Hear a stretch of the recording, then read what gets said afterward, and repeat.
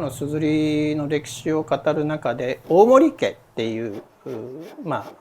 メーカーがありまして、でそこはもともと京都の出だったらしいんですけど、1395年に門司の方に来てすずりを掘り始めたという記録が残されております。でこの石はだいたい今から1億年ぐらい前の火山活動の火山灰が、その水の底に堆積して圧力とある程度の熱が加わってできた石です。で特徴はその粘りのある硬さがあります。ということは削って細かい細工をしてもポロッと書けない。ということは腕利きの職人がもう腕を振るっていろんな彫刻を施したり、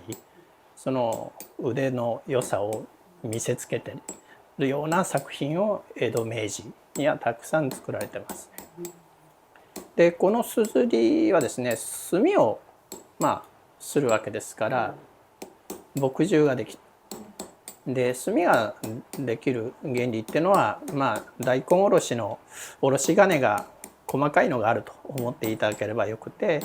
いわゆる石英分とか金属分の細かい粒子がこの石の中に含まれていると。でこの墨汁の特徴っていうのは結構きめの細かい墨汁が得られるということで、金書道はよくそのスーッとこう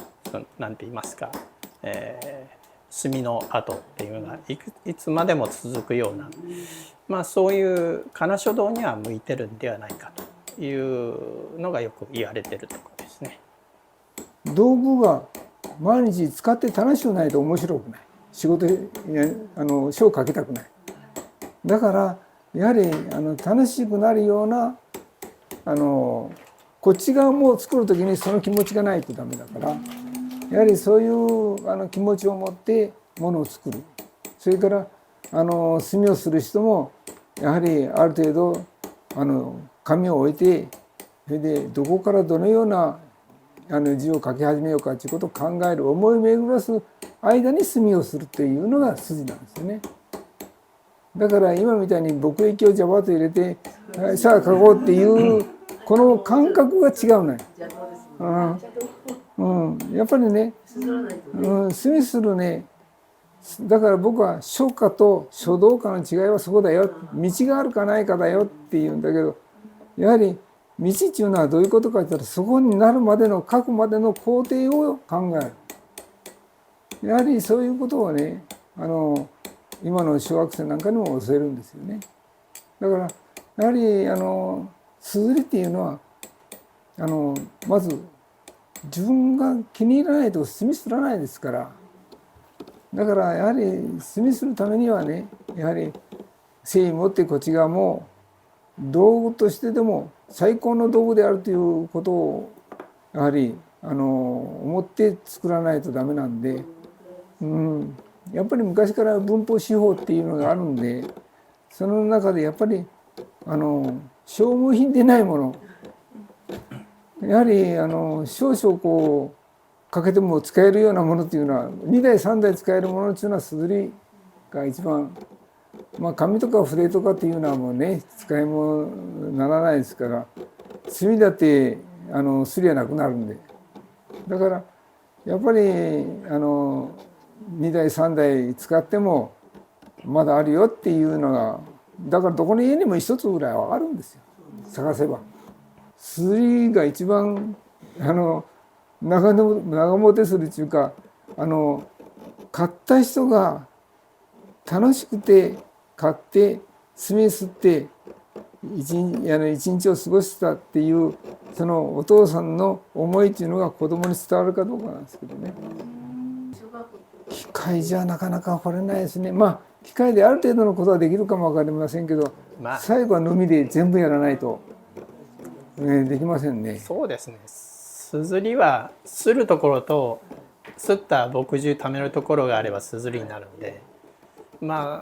私もなんか動画で見たんではこ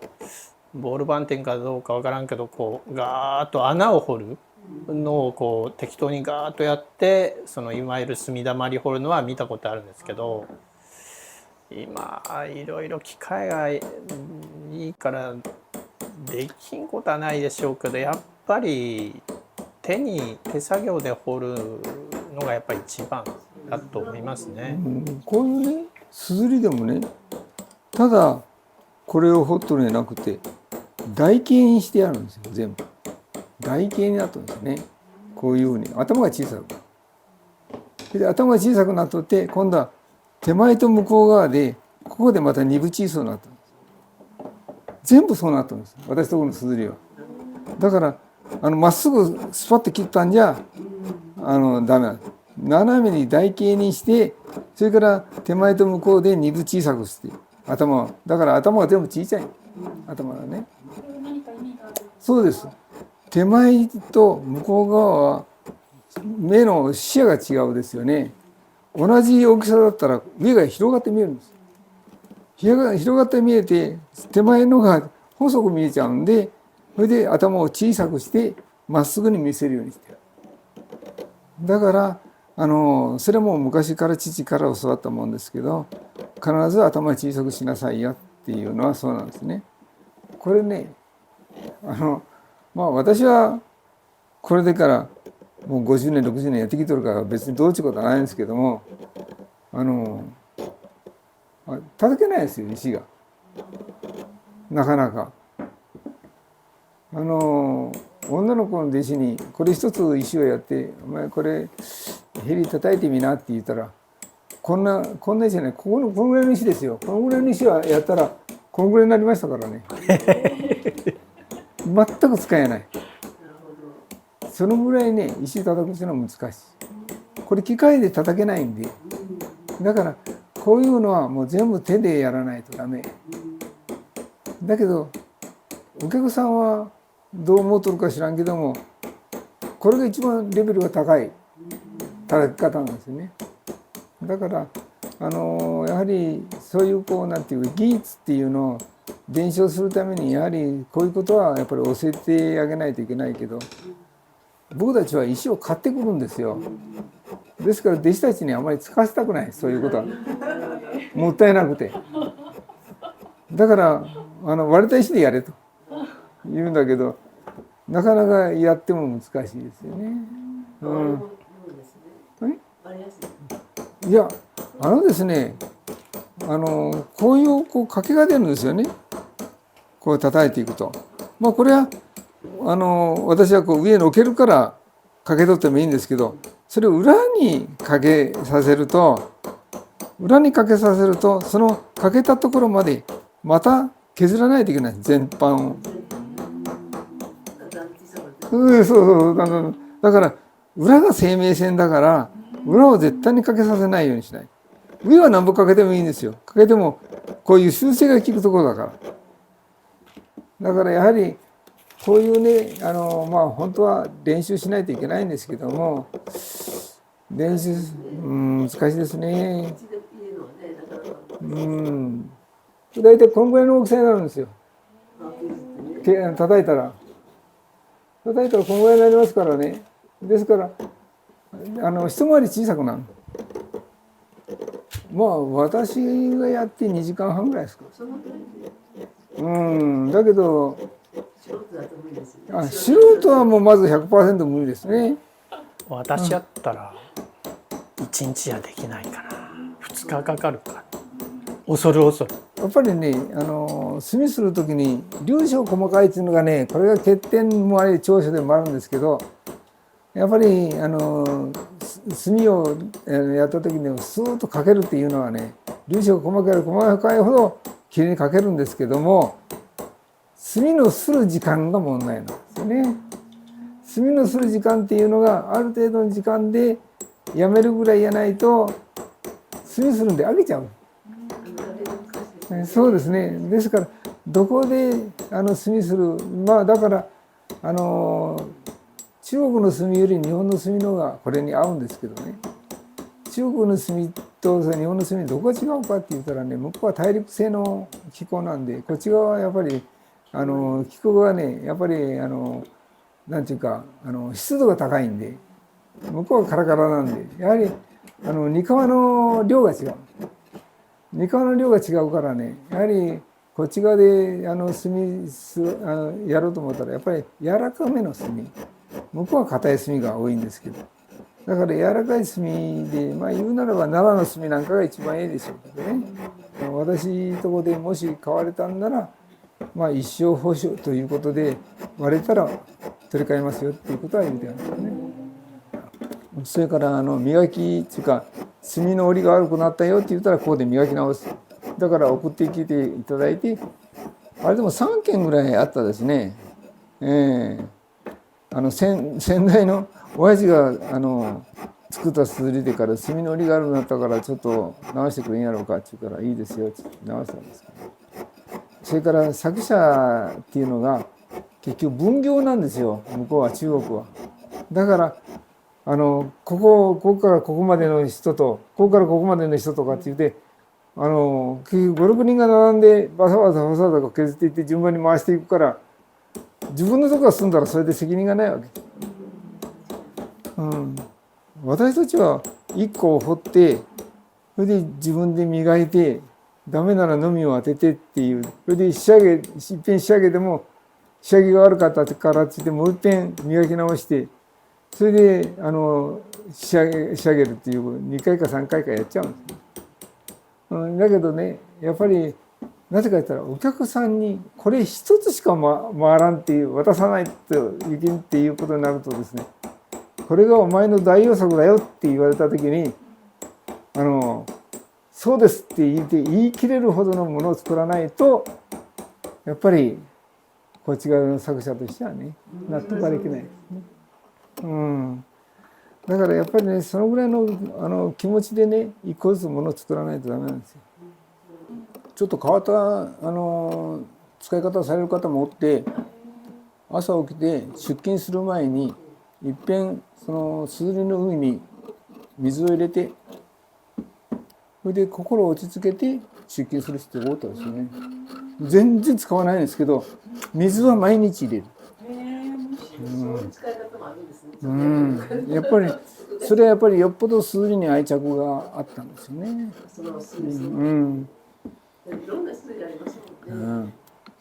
だからいろんなすずり持っておられる人は今日はこのすずりで書こうとかっていうあれがあるんで、やっぱりそういう毎日楽しみながら使われる人は結構おられるんですよね。だからやっぱりね一つはあった方がいいかな。絵も同じなんですけど、やはりものを形に残すとか、それからやっぱり自分の足跡っていうか生き様っていうのはやはり何かにして残さないといけないんで、やはり一番手っ取り早かったのは昔やったらそういう俳句とか歌とかなんとかっていうのがありますけども、それ常に筆でものを書くということをやってましたんで、やはりそういう点ではですね、こういうすずりっていうのがこれは道中すずりじゃないからあれですけど、道中すずりっていうのはもうちょっと小さいすずりあるんですけどね。ですけどやはりそういうものを持っておられたり、それから付け立て筆ですよね。そういうもので書かれるんですけど、やはりちょっとなんか書き残すためには今はもうボールペンがあるし万年筆でできますけど、やはりボールペンでも万年筆でも幅は同じですよね。それが筆ですと大きくなったり小さなったりしますよね。そこに勢いっていうか楽しさっていうのがあるんじゃないかなと思いますよね。今まだ飲み跡が残ってるんでちょっと飲み跡を消すために先が平らになったのみでさらえてるところですね。そうしないと砥石だけであれを平らにするって言ったら結構時間かかっちゃうんで。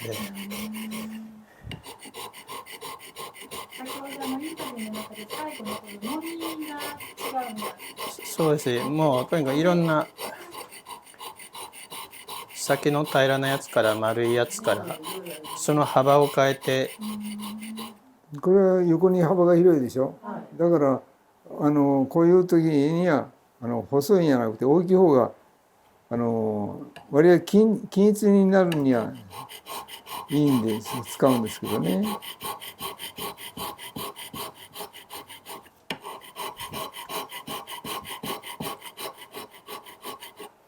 こいつか。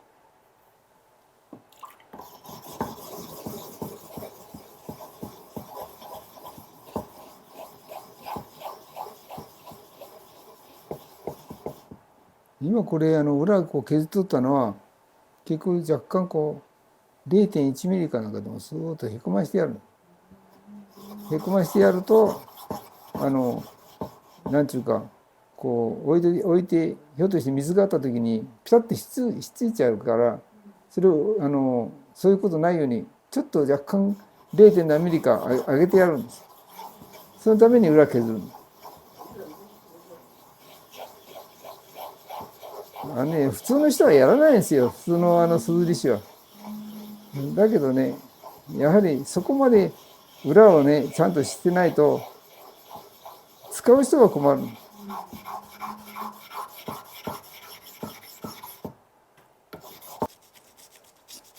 今使っている砥石は砂が固まったような砥石です。で、長崎県の大村砥石、大村砥っていう砥石ですね。なかなかこういう自然石の砥石がなかなか量が少なくなっているので、これがね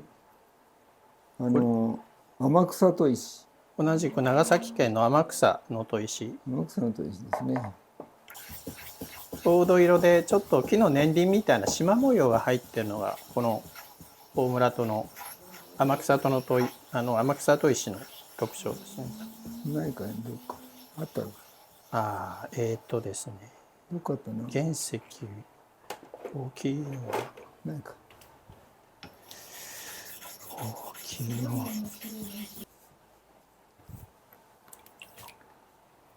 これも名倉砥石の。ただこの石がですね、水につけると結構バラバラになっちゃう。こういうスパッと割れとるじゃないですか。こういうのはあれですよ、貫入があるから割れたんです。叩いて割れたんじゃないです。こんな水の中つけちゃったら割れる。この名倉砥石今求めるって言ったら結構な値段でしょうね。高いですよね。これこんな色ですよね。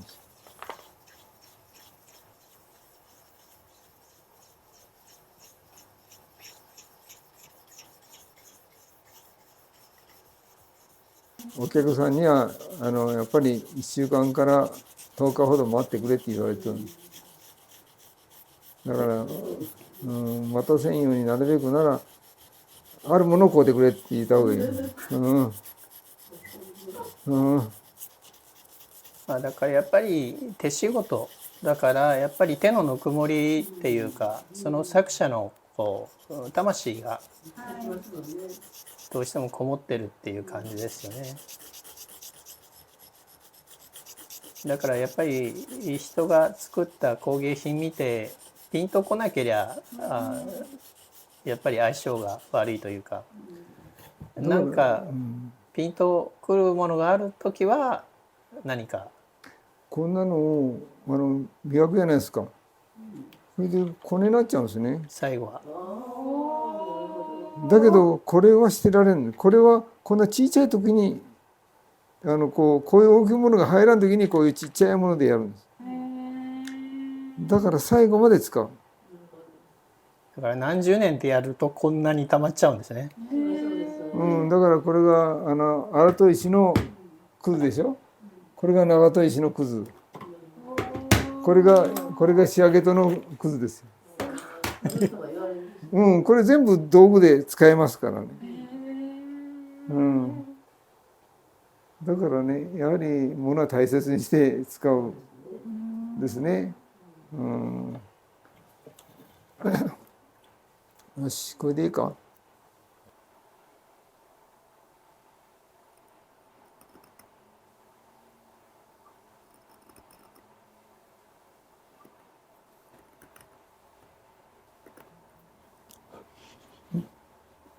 い。じゃあ今から漆を仕上げよう。よし。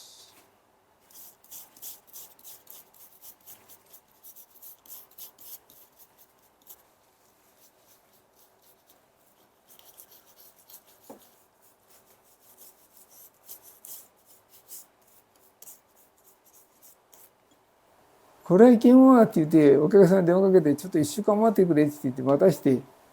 それでここでもう一遍磨いて、弟子が磨いて、それから私がもう一遍見直して、それで磨いて、それで漆掛けして、それで4、5日置いて、それでお客さんに渡したんですけど、お客さんからいいものを送っていただけるんでありがとうございましたっていう例の電話が昨日来たんですけど、ですけどね、やはりその人は1個しか買わないんだから、それから絶対にこれが代表作だと思ってもらっても間違いありませんよっていうことで名誉を入れます。そうですね。効率がめちゃくちゃ悪いです。萩焼きの有名な先生はこうね、有名になったらろくろで引いてたくさんお茶碗、立派なね高いお茶碗たくさん作れるけど、めちゃくちゃこう労働集約型の工芸なので、いや親父が困っておった時に東京の先生がもう近郊の先生やったんですけど、東京に来い、東京やったら食えるからって言われたんです。いやだけど、いやこれは地場産業で、それでこれは一つのその名物として残さんにはいけんから自分は行かれんって言って親父は断って、それでまあ結局こっち側って苦労して食えなかったからあれなんですけど、やはりなかなかこれで当時でももう万年筆の普及があった時代なんですけども、だけどやっぱり戦後やっぱり相当苦労したみたいですけどね。このねこれ石の子ですけども、石の子っていうのはこの桶で磨くじゃないですか。磨いて、磨いたらこの砥石の粉がと一緒に混ざっとるよね。でそれをねガーッとこうかき混ぜるんですよ。それで5分ぐらい経ったらその上澄みを別のバケツに入れて、それでもうこれはもう捨てるんですよね。っていうのが石の粉とそれから砥石の粉が混ざっとるから、それが重たいもので沈殿しとるから浮遊しとるものを使う、この粉は。だからまあ言うならばこれで1ヶ月ぐらい使ってどうかな、ぐいの実1個ぐらいのこんぐらいのに1個ぐらい取れるかどうかぐらい、それでね作るんですよ。そうすると粒子が小さい。これをね石の結局粉を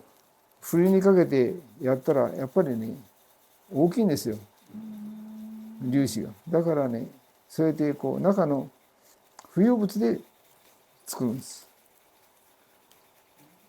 時間はかかるけどねいいで焼き物がみんなそうですよね。水槽の中でかき回して上澄みだけをのけていくと粘土ができる。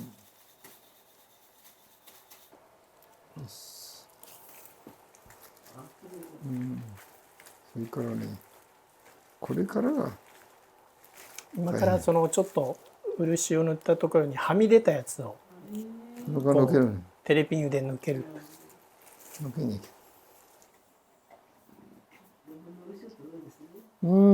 これ取っとかないと汚い。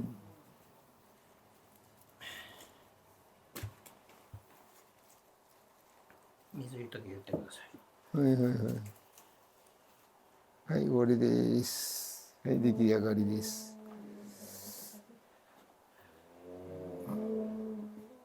はい。